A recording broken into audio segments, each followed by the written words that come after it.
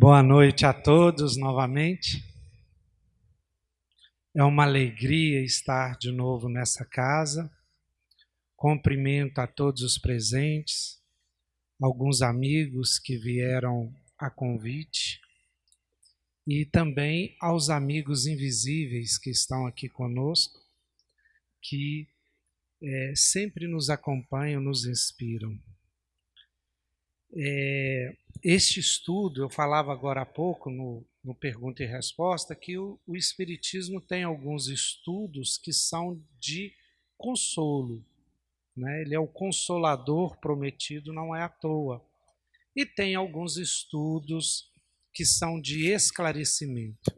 Então, o estudo de hoje, eu acredito que seja de esclarecimento. Mas o esclarecimento também nos consola quando apresenta para nós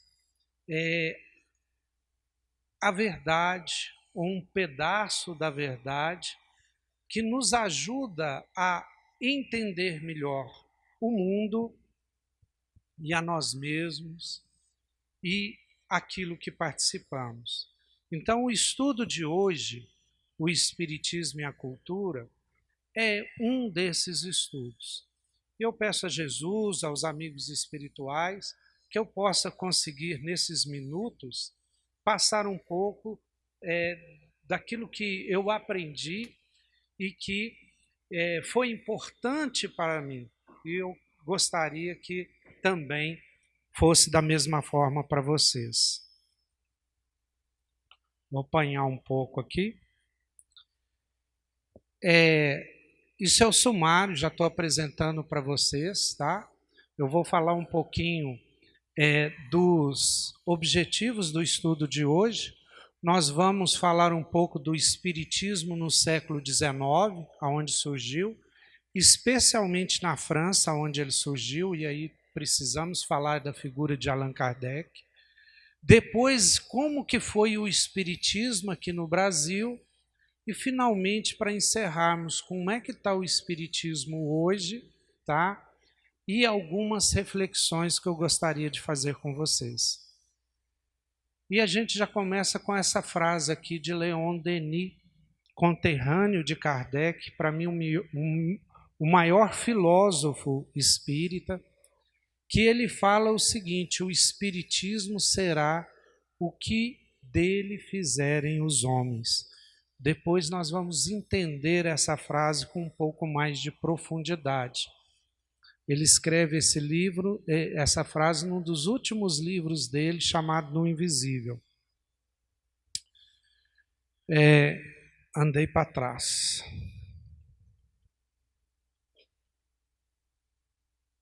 Bom, primeiramente vamos conversar sobre o que é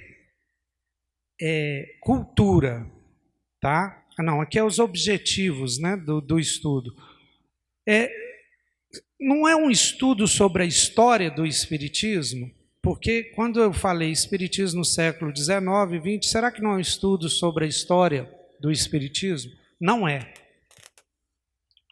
Por que que não é?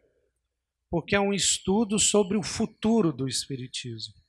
O que eu quero refletir hoje com os senhores e as senhoras é sobre o que fizemos do Espiritismo até aqui e o que vamos fazer dele. E refletir sobre o que estamos fazendo aqui. E a outra coisa é entender realmente, com um pouco mais de profundidade, o que é o Espiritismo. Se eu perguntasse para vocês agora o que é o Espiritismo, é uma religião? É uma filosofia? É ciência? Então, o que vem a ser o Espiritismo? Qual o futuro do Espiritismo e, principalmente, qual o nosso papel enquanto espíritas? Então, esses são os objetivos. E a primeira coisa que eu queria refletir com vocês é sobre o que é natureza e o que é cultura. Natureza é tudo que Deus criou. E cultura é tudo que o homem criou. Essa é a diferença. Inclusive tem ali, criação de Deus e criação de homem. Quem observou, quem consegue ler lá? Por que a diferença? Porque no latim e no português antigo haviam esses dois verbos. Criação é criar do nada. Só Deus é capaz de criar do nada. O homem só cria a partir daquilo que Deus criou. O homem só cria a partir da natureza. Quando eu falo que um arquiteto ou um engenheiro criou um prédio, ele só criou aquele prédio porque na natureza existem todos os elementos daquela criação. Quando eu falo que um camponês cria galinha, ele só cria galinha porque a natureza já tem a galinha lá. Então, o homem não é criador, na verdade, criador. O homem só é criador. Ele só recria.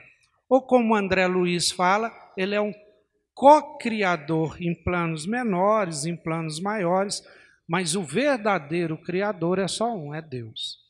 Então aqui a gente já tem a primeira coisa para refletir sobre cultura, que é o seguinte: se é toda a criação do homem, essa cadeira é cultura. Esse prédio é cultura. Esse microfone é cultura. Essa língua, o português que eu estou falando com vocês, é cultura.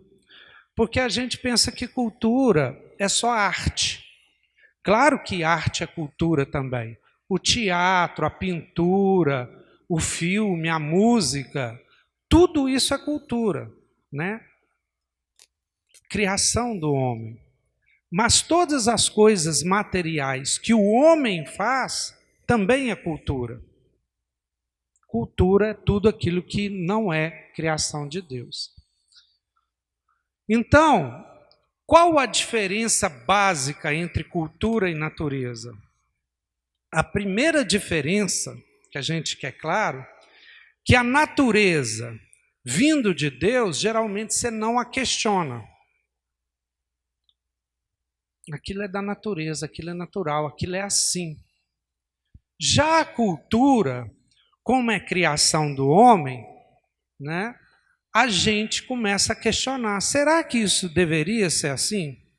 Será que essa cadeira deveria ser assim? Será que esse prédio, a melhor forma dele é assim? Será que aquilo que a política deveria ser assim? Será que nós deveríamos vestir assim? Porque vestimenta também é cultura. Então, como é por causa do homem, a gente questiona. E a cultura vai mudando. Como era a cultura há 2000 anos atrás? Muda também de lugar. Como é a cultura lá na China, na Índia, no Japão? Então, por exemplo, o nosso trabalho. Como é que era o trabalho lá em Roma, lá na Grécia, onde havia escravos que faziam o trabalho? Como era o trabalho ali na Idade Média, que precisava dos servos para fazer o trabalho? Como é que é o trabalho hoje, que a gente tem máquinas que fazem o trabalho para nós? Então, isso vai mudando com a cultura. E então a gente muitas vezes aceita, não aceita algumas coisas que estão na cultura. E hoje a cultura está mudando muito rápido. Hoje a cultura está acelerada por causa da internet, por causa das comunicações. E nós temos uma parcela de responsabilidade com a nossa cultura. Nós podemos refletir a cultura que nós recebemos dos nossos pais, da nossa família, e tentar melhorar. E tentar mudar a cultura que recebemos para uma cultura melhor. Estão me entendendo até aqui? A nossa responsabilidade perante a cultura. Nós a construímos e somos capazes de mudá-la. E aí eu vou fazer a primeira pergunta aqui, assim, para a gente refletir. Espiritismo é cultura ou natureza?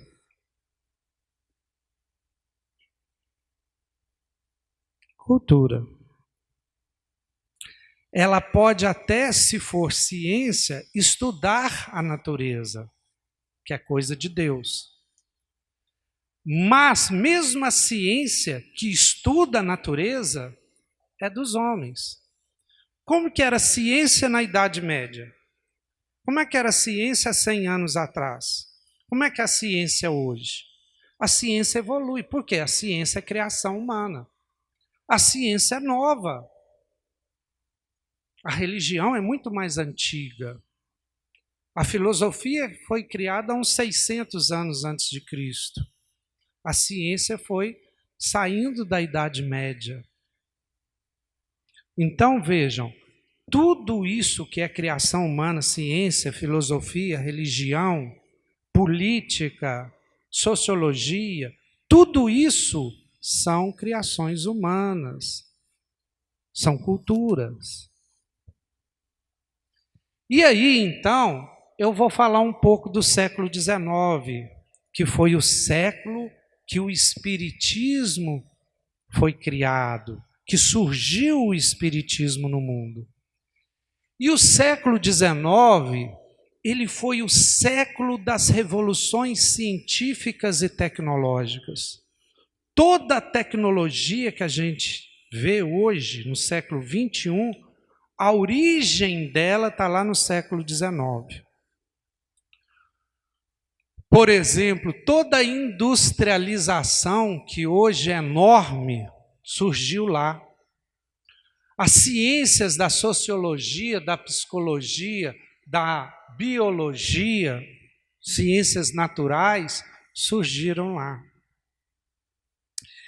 E as ciências tiveram um enorme sucesso. E o homem aqui teve duas revoluções científicas terríveis. Esse aqui é quem?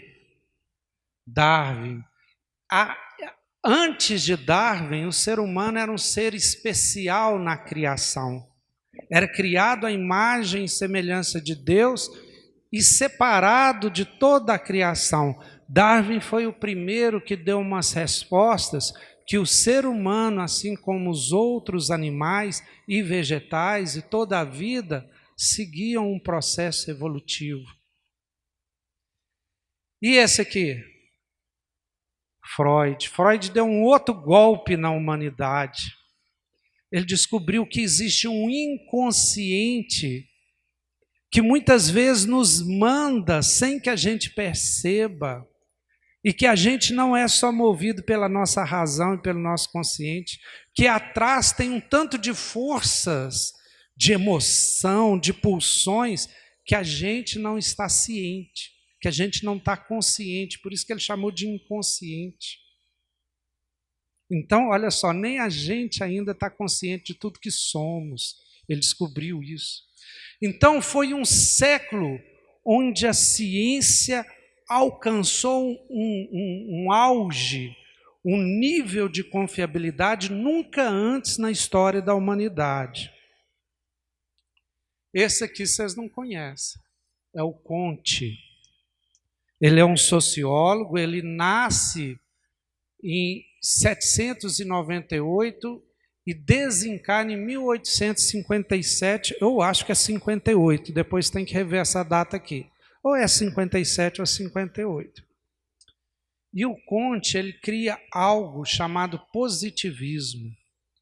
O positivismo, né, é uma escola filosófica, sociológica, né? Aqui tem 3 grandes pensadores da sociologia que ajudam a entender a nossa sociedade, que ele vai colocar a ciência positiva como a única forma de entender a natureza, a cultura, o homem, né? E ele chama isso de ciência positiva. Estava no auge na França. Isso aqui influenciou muito o Brasil. As palavras ordem e progresso que estão na bandeira republicana brasileira é criação do Comte. de um dos livros dele. Então, ainda no final do século XIX, o positivismo não só influenciava a França, mas influenciou muito a inauguração da República no Brasil, que também foi no século XIX. Bom, mas vamos avançar um pouco e ir para o Espiritismo no século XIX. E aqui eu queria sugerir para vocês a leitura desse livro aqui, ó, A História do Espiritismo, do Arthur Conan Doyle. Alguém conhece esse autor? Quem conhece? De quem que ele é o autor também? Ah, Sherlock Holmes. Exatamente. Então, além de tudo, ele escreve bem, escreve muito bem. E é um livro que ele escreve quase no final da vida dele. Olha só, ele morreu em 1930, ele é do século XIX, e escreveu esse livro um pouco antes de morrer, 4 anos antes de desencarnar. E ele se tornou espiritualista. Ele era inglês, veja que ele não era francês. Uma filha dele morreu, ele teve contato com o mundo espiritual e no final da vida ele escreve esse livro, ó, The History of Spiritualism. Porque ele vai chamar o espiritismo, e os ingleses fazem isso, os americanos falam isso, não de espiritismo. Eles muitas vezes vão falar do novo espiritualismo, que é um espiritualismo vindo a partir das mesas girantes. Eu coloquei isso aqui, gente, porque esse livro hoje está no domínio público. Vocês não encontram esse livro para comprar, não sei, em sebo. Ele é da editora Pensamento. Mas vocês podem baixar na internet e ler. E vale a pena ler esse livro. E aí, ele vai falar dos precursores, então ele é um inglês estudando o novo espiritualismo. Então ele vai começar defendendo os precursores, e ele vai estudar basicamente 3 precursores. O Swedenborg, que tinha visões, que fazia o desdobramento, era um médium extraordinário. Kardec chega a citar ele nas obras básicas. O Eduardo Ivern, que é aqueles shakers que acontece lá na Inglaterra, dentro das igrejas anglicanas.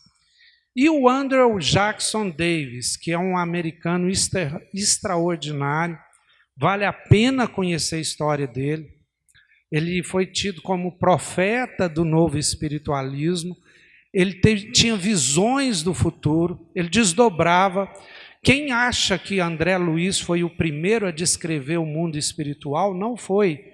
Andrew Jackson Davis fazia descrições de como que ele via o mundo espiritual, com escolas, com tudo quanto há. E isso aqui, antes ainda das irmãs Fox. Ele estava vivo quando aconteceu o caso das irmãs Fox. E, então, mas nenhum desses casos aqui, ou desses precursores, foi tão discutido e debatido como o caso das irmãs Fox, que aconteceu 31 de 3 de 1848. Está 1900 aqui, né? Não, está 1800. É 1848, nós estamos falando do século XIX. E o que ele chama de invasão organizada? Os espíritos começaram a se manifestar no mundo todo. Então ele descreve, né, o caso acontecido em Hydesville. Depois, quem quiser, pesquisa na internet as irmãs Fox, Hydesville. E ele considera que daí começou no mundo todo, na Alemanha, na Espanha, na Rússia, na Inglaterra e na França. Na França ficou conhecido como as mesas girantes. Então, ele fala que foi orquestrada uma invasão orquestrada pelo mundo espiritual a partir dessa data. E aí ele vai falando dos médiuns, que eram médiuns de efeito físico, que eram médiuns que faziam efeitos que todos poderiam observar. Efeitos de levitação, de materialização, de levitação. Houve algum problema no som? Está ouvindo? Beleza? Então, esses médiuns, todo mundo poderia ver e observar. Ele, inclusive, cita o William Crookes, que era um químico famosíssimo na Inglaterra, criador de um elemento químico, as experiências dele comprovando a realidade dos espíritos e do mundo espiritual. E fala de grandes médiuns de efeito físico no mundo, o espiritismo francês, alemão e italiano, médiuns, tá? Do mundo todo, moderno naquela época dele. E eu vou trazer 2 recortes do livro para vocês. Ele falando do espiritismo francês e ele falando do aspecto religioso do espiritismo. Agora, o interessante é que para ele e para todos esse espiritismo inglês e americano, não era ainda uma religião, mas era uma ciência. Porque os fatos observados pelos médiuns de efeito físico eram fatos que os cientistas podiam medir. Não era psicografia, eram fatos físicos.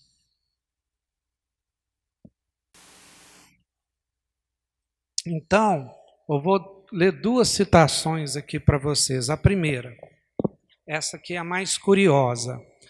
No capítulo 21, que ele vai falar do espiritualismo francês, na tradução do livro em português está assim: o espiritismo na França e nas raças latinas concentram-se em torno de Allan Kardec, que prefere o termo espiritismo e sua feição predominante é a crença na reencarnação.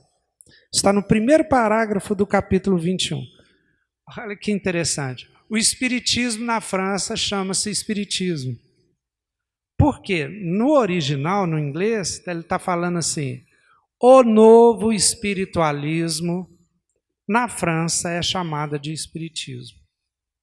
Então vejam o seguinte, primeira coisa, eu trouxe esse livro porque é uma visão espírita inglesa que não tem nada a ver com Allan Kardec e que inclusive faz uma certa crítica ao espiritismo francês. Para ele e para os outros, o espiritismo se restringia aos fatos mediúnicos observáveis e à comunicação com os espíritos. Ele próprio nem concebia a reencarnação como verdadeira. Eu não estou falando isso, mas não sei, talvez ele concebia. Mas ele falou o seguinte, olha, para os franceses, eles pregam a reencarnação. E a reencarnação não pode ser deduzida através da mediunidade. Foram os espíritos que contaram para Allan Kardec sobre a reencarnação. Porque o próprio Allan Kardec não era reencarnacionista antes. Ele só foi a ser reencarnacionista porque os espíritos o convenceram dessa realidade.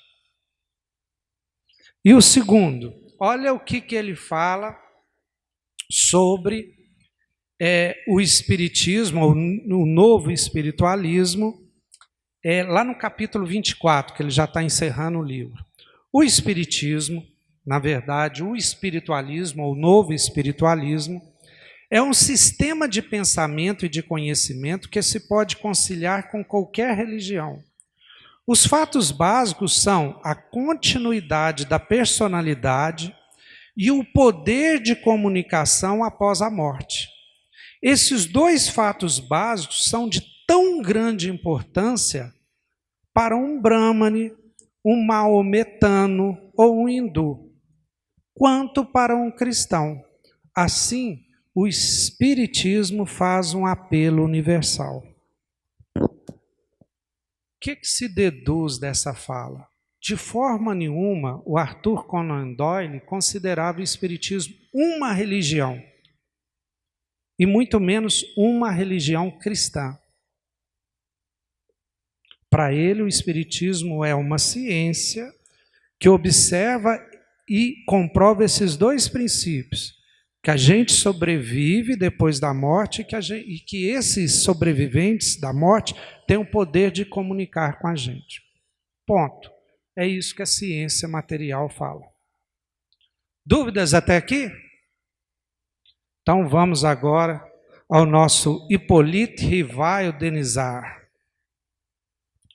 Então, Hippolyte Rivail, né, professor, educador, um homem de seu tempo. Muitos que o conheceram o descreviam como bom senso encarnado.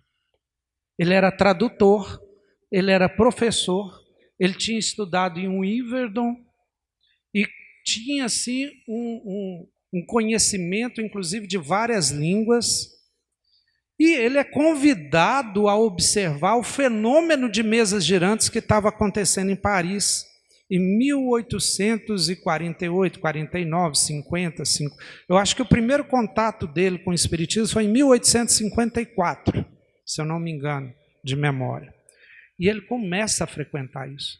Só que ele era muito arguto e ele começa a perguntar assim: tem que haver alguma coisa a mais atrás dessas mesas girantes. E ele começa a pesquisar, e ele vai pesquisando. Eu fiz aqui uma observação que ele, como todos da época dele na França, já tinham um positivismo enraizado. Acreditavam que a ciência seria o caminho. E outra, eu tenho que falar isso porque na época também havia um eurocentrismo.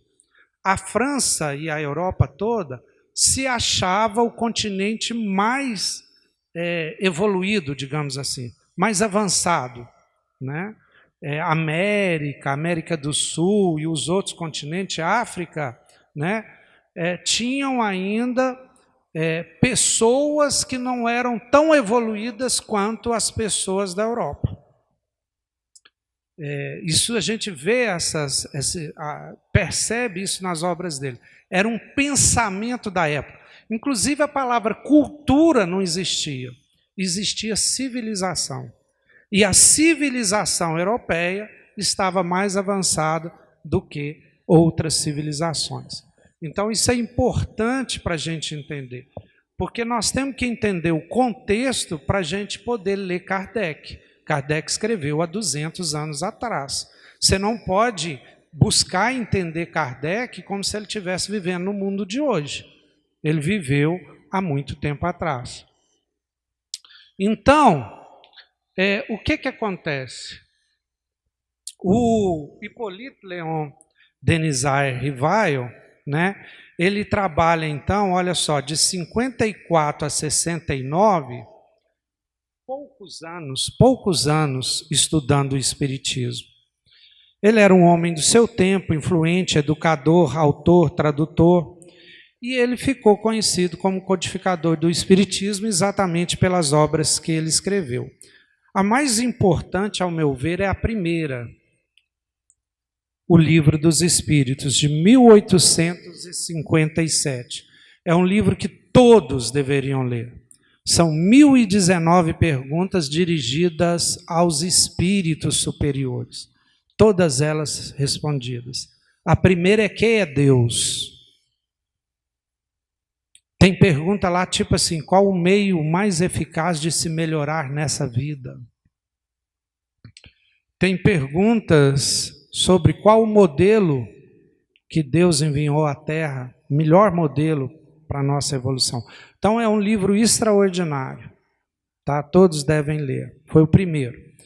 E ele escreve depois um outro livro também, que é o mais lido. Ele escreve em 1858, olha só, ele funda a Sociedade Parisiense de Estudos Espíritas. de estudos espíritas. Em 1864 ele escreve o Evangelho, segundo o Espiritismo. Ele escreve esse livro sozinho, né? Muito um livro dele, onde ele pega o que ele acha o que ele acha mais orientado pelos espíritos sempre, universal na doutrina cristã, e comenta. Então ele escolhe dos 4 evangelhos canônicos, ele retira, ele conta isso no item 4 da introdução. Ele retira os fatos que geraram dogmas, ele retira as palavras e a vida comum de Cristo, ele retira os milagres, e ele só pega os pedaços da moral universal de Cristo. Hoje chamaríamos de ética. Ele só pega a ética de Jesus e faz esse livro. E ele faz esse livro depois que há a Igreja Católica na Espanha pega os livros dele e queima em praça pública. Ele que resolve escrever esse livro. Então eu trouxe para vocês 2 definições de Allan Kardec sobre o Espiritismo. A primeira está no Livro dos Espíritos, na pergunta 671. O Espiritismo é a ciência que estuda os fenômenos espirituais e suas relações com o mundo material. Agora, a definição dele, já no Livro dos Espíritos ainda, uma das últimas perguntas ali. Acho que o número dessa pergunta tem que ser olhado, acho que deve ter repetido um número aí. O Espiritismo é a doutrina que ensina a natureza, a origem e o destino dos espíritos, bem como suas relações com o mundo corporal, e que se baseia numa série de fatos observados e verificados, indutivamente deduzidos, bem positivista mesmo. Agora olha o que ele fala no Evangelho segundo o Espiritismo, né? Quase 10 anos depois. As instruções dos Espíritos são verdadeiramente as vozes do céu que vêm esclarecer os homens e convidá-lo à prática do Evangelho, que não está errado, está correto, é isso mesmo, mas ele já vincula o Espiritismo ao Evangelho e a Jesus. E por último, para encerrar essa parte, tá? A gente já ir para o século XX, ele tem um artigo muito interessante numa revista de dezembro, que ele editou uma revista durante os 19 anos que ele estava lá, durante toda a vida até o final, que chamava Revista Espírita. A de dezembro de 1863, ele faz uma verdadeira previsão. Olha o que ele escreve. O primeiro período do Espiritismo é a curiosidade, que foi com as mesas girantes. O segundo foi o filosófico, com o lançamento do Livro dos Espíritos.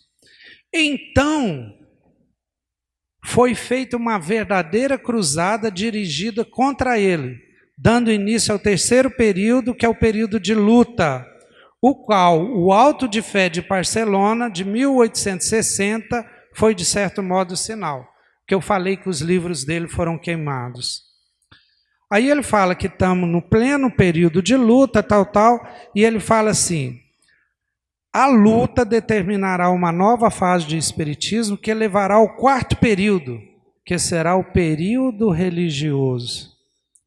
Depois virá um período intermediário, que seria o 5º, e finalmente um período de regeneração social, que seria o 6º período. Eu acho que ele acreditava que tudo isso ia ser feito na França. A minha tese é que é o seguinte: por causa das lutas na França, por causa de um tanto de coisa que aconteceu na Europa, o espiritismo foi transferido para o Brasil e o período religioso foi vivido aqui no Brasil. Nós estamos agora num período intermediário para chegar naquele 6º período, que é o de regeneração social. Isso aqui foi uma previsão de Kardec. Agora, vamos ver a transferência para o Brasil, século XX já. Como é que o Espiritismo veio para o Brasil? Em 1869, 3 meses depois da desencarnação de Kardec, já tinha um jornal espírita lá na Bahia, chamava Eco de Além Túmulo. A Federação Espírita do Brasil, Federação Espírita Brasileira, foi fundada logo depois, 1884. E no Brasil teve uma disputa muito grande entre laicos e científicos, que é essa versão inglesa, e uma versão de religiosos ou místicos, liderados pelo Dr. Bezerra de Menezes.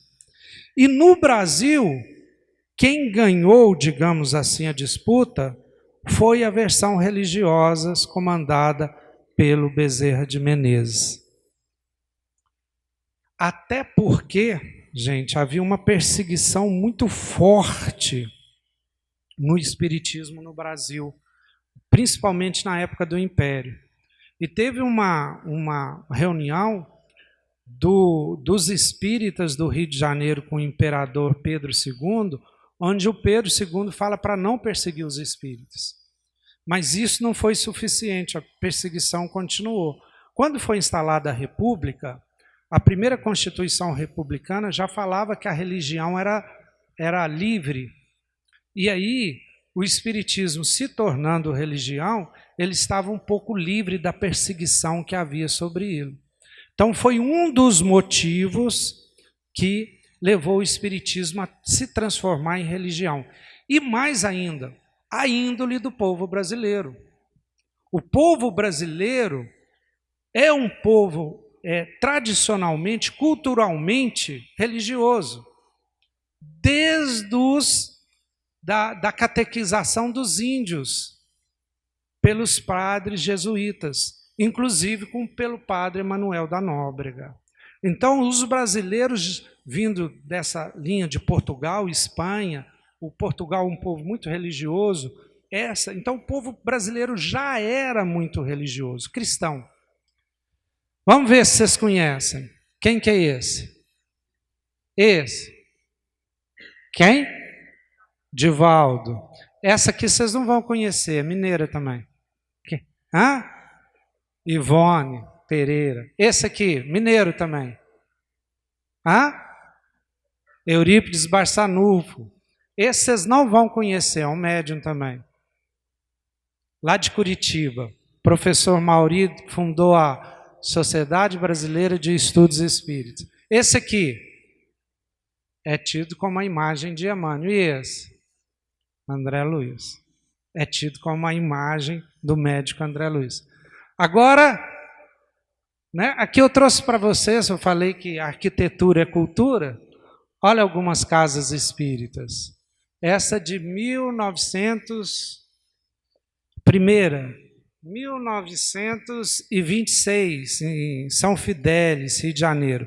A segunda aí eu participei, conheci, vivei lá, 1908, em Santa Rita do Sapucaí.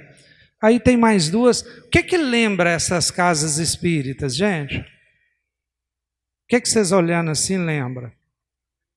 Uma igreja, né? Agora eu quero ver se vocês conhecem esses aqui. Quem são?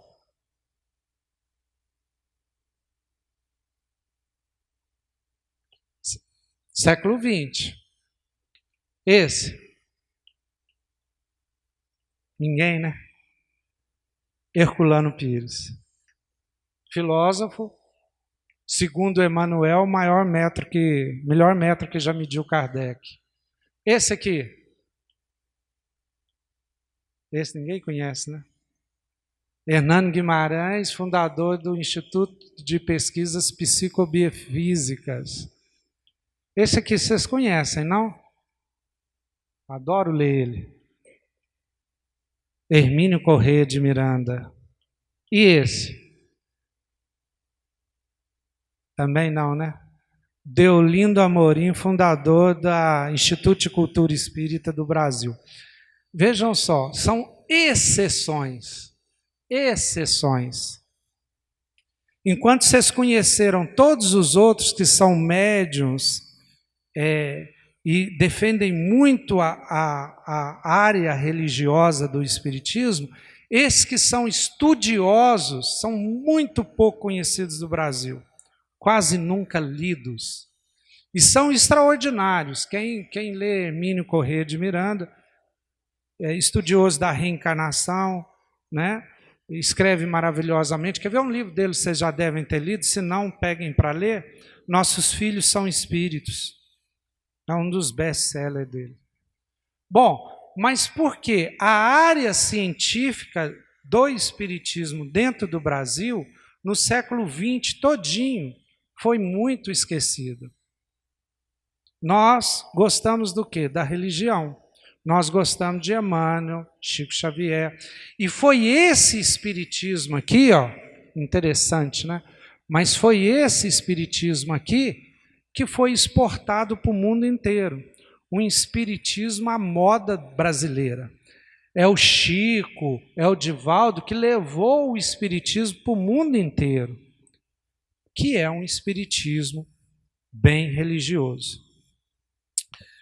Mas eu falei com vocês, o século XXI, o espiritismo está nessa fase intermediária, querendo voltar àquela origem de Kardec, aquela origem dos primeiros fenômenos. Então, eu vou trazer para vocês, por exemplo,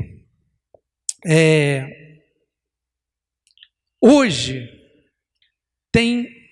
no ano 2000, tem várias instituições de pesquisa espírita surgindo no Brasil e no mundo. Então, eu estou colocando aqui para vocês, é só vocês buscarem na internet, Espiritismo em Teses e Dissertações. É um documento, é também uma dissertação, que pesquisa de 1982 a 2009, 171 trabalhos científicos sobre o espiritismo. Isso está na CAPES, isso está nas instituições de pesquisa do Brasil. Então, começa a surgir algumas pesquisas científicas espíritas hoje. Pesquisas, por exemplo, como resultado de passes em hospitais, o doente com o passe e sem o passe, e mede o resultado para perceber o tanto que o passe influencia na cura. Então, pesquisas científicas. Pesquisa, por exemplo, sobre os livros psicografados com Chico. Eu li uma dissertação que mostra como é que o Humberto de Campos escreve pelo Chico e o Humberto de Campos vivo, e fazendo a comparação linguística entre eles.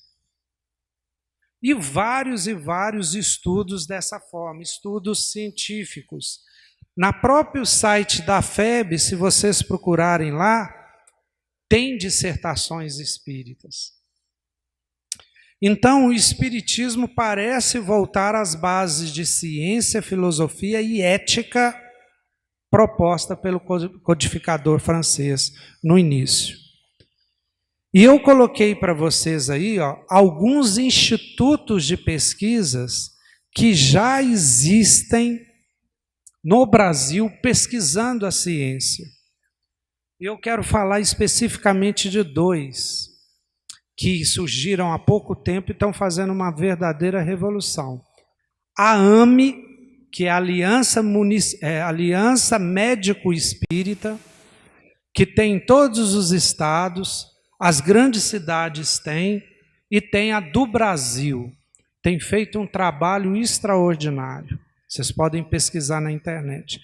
E o último é um blog de um mineiro, que é o espiritismocomentado.blogspot.com, que é o último lá, que é do Jader Sampaio, que é um psicólogo, doutor, foi professor da UENG, e ele é fundador da Liga de Pesquisadores Espíritas, que é um grupo virtual que existe no Brasil inteiro, divulgando a ciência espírita. Então, no blog dele, vocês podem ir lá e vocês podem se inscrever para receber a novidade. ele sempre está discutindo essas questões científicas. Então, para terminar, essa é a minha última tela, tá? Estamos chegando na hora. Então, o que foi tudo isso que a gente falou da cultura espírita? O que era lá no início, o que era lá na Inglaterra, o que foi lá na França, o que foi aqui no Brasil no século XX todinho, e um comentário no século XX. Vocês sabem quais os médiuns que psicografou as respostas do Livro dos Espíritos? Vocês sabem quais os médiuns que escreveram os comentários no Evangelho segundo o Espiritismo? Porque no Evangelho segundo o Espiritismo, depois tem lá mensagens espirituais e várias. Geralmente Kardec põe o nome da cidade e o ano da mensagem. E o espírito que a ditou. Mas ele não colocava o nome do médium. Por que será? Vocês lembram qual que foi o critério científico que Kardec criou para ver a vericidade das mensagens espíritas? Quem lembra? Controle universal dos espíritos, que era uma prática de perguntar a mesma coisa para vários médiuns em vários lugares que os médiuns não se conheciam e comparava as respostas. Se tinha 10 respostas iguais e uma diferente, ele falava, essas 10 iguais têm mais chance de serem verdadeiras. Agora, assim, não estou fazendo nenhuma crítica nem ao Divaldo, nem ao Chico, nem aos outros médiuns do Brasil inteiro, que tem um tanto de médiuns aí. É um médium só. É um espírito só. Não se faz ciência e um conhecimento tão amplo quanto Kardec fez, consultando ou tendo origem de um médium só. Um conhecimento tem que, no mínimo, passar por esse controle universal dos espíritos. E aí, infelizmente, a gente vê, claro, a gente não identifica isso nesses bons médiums, mas tanto médium escrevendo tanta ladainha, tanto romance espírita que é editado, e cada coisa, a Alessandra ali ó, faz curadoria do nosso Clube do Livro Espírita, e recebe cada coisa, cada romance, cada coisa que, um tanto de informação que não são coerentes com os princípios que Kardec codificou. Então, esse aqui, gente, quem que é esse? Esse vocês conhecem também, né? Está escrito Leon Denis, que é aquele filósofo maravilhoso, que, para mim, ele é quem mais entendeu Kardec, foi ele. Ele é quem mais entendeu a proposta espírita, e ele era médium também. E ele é que falou aquela frase do começo, o espiritismo será o que dele fazerem os homens. Olha a importância dessa frase agora. A gente viu essa trajetória. Como é que vai ser o espiritismo que nós vamos fazer de agora para frente? E olha, de novo, né, esse estudo não é sobre a história do espiritismo, mas sobre o espiritismo que nós queremos fazer. Não recebemos uma tradição, uma cultura, né? Nós recebemos uma cultura pronta, mas nós podemos modificá-la sempre para melhor. Em tudo, cultura social, cultura política, cultura religiosa, toda ela. E olha a frase que Leon Denis também coloca no mesmo livro, o Evangelho. O espiritismo não é a religião do futuro, mas o futuro das religiões. Eu fiquei muito tempo pensando, né, o que Leon Denis queria dizer com essa frase. Leon Denis, ao meu ver, quer dizer que com o espiritismo não é simplesmente uma religião, como o cristianismo, o judaísmo e tantas outras que existem. Ele vem de uma forma científica e cabal afirmar cientificamente o que todas as outras religiões sempre pregaram. que é a imortalidade do espírito e os princípios éticos baseados no amor. Isto Cristo falou, isso Buda falou, isso todos os grandes fundadores de todas as religiões falaram. Mas é preciso, a partir do momento que a ciência demonstra essa realidade, a gente parar com essas picuinhas, com essas brigas. Eu sou cristão, eu sou aquilo, eu sou crente, eu sou católico. E começar a vestir um rótulo de uma religião que muitas vezes nos separa do que nos une. A essência é o amor, ou se não conseguimos chegar no amor, pelo menos a diminuição da violência, a busca da paz na convivência, da fraternidade, já está bom. Isso é o valor ético. Todas as religiões buscam isso. Os direitos humanos da ONU buscam isso. E a informação de todas as religiões também, que é muito consoladora, é que essa é apenas uma das nossas vidas. Nós somos espíritos, não somos corpos.